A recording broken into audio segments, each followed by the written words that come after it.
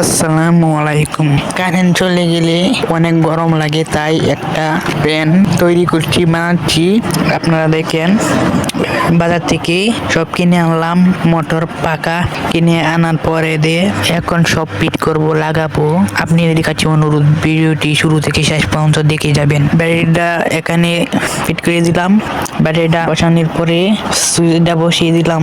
তারগুলি তার সাথে আর একটা যেন লেগে না যায়, ভালোভাবে টেপ মেরে দিলাম। দেওয়ার পরে একটি সুইচের তার আরেকটি ব্যাটারির তারের সঙ্গে দিয়ে দিলাম। পরে আরেকটি সুইচের তার মোটরের তারের সঙ্গে জয়েন দিয়ে দিলাম।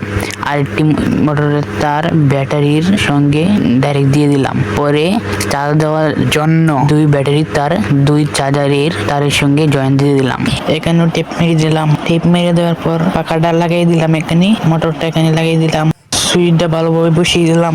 বসিয়ে দেওয়ার পর ব্যাটারি লাইনটা এখানে ভালোভাবে সেট করে দিলাম। সেট করে দেওয়ার পর দেখেন লাইন চলে আসছে। সুইচ দিয়ে দেখলাম ঠিক আছে কিনা। সুইচ দিলাম, দেখেন চলছে। আবার সুইচ দিলাম, বন্ধ হয়ে গেল। আপনাদের কাছে আমার তৈরি করা ফ্যানটি কেমন লাগলো এবং কেমন হলো অবশ্যই কমেন্টে জানাবেন।